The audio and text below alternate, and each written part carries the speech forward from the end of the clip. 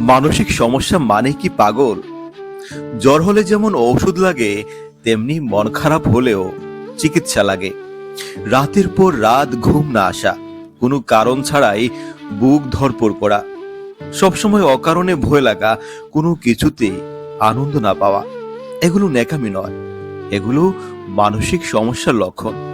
একটা কথা মাথায় ঢুকিয়ে নিন, সব মানসিক সমস্যা মানেই পাগলামি নয়। মানসিক সমস্যা একটা রোগ, ঠিক জ্বর সর্দির মতোই একটা রোগ। কিন্তু সবচেয়ে ভয়ের ব্যাপার কি জানেন? এই রোগের চিকিৎসা সবচেয়ে বেশি জরুরি, অথচ আমরা এটাকে সবচেয়ে বেশি অবহেলা করি।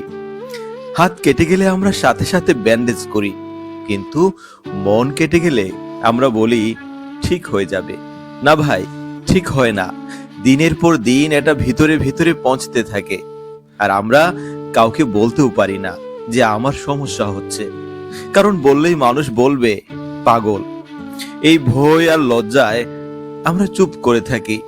ভয়ে বলি না, লজ্জায় ডাক্তারের কাছে যাই না। আর এই চুপ থাকাটাই আমাদের ধীরে ধীরে শেষ করে দেয়।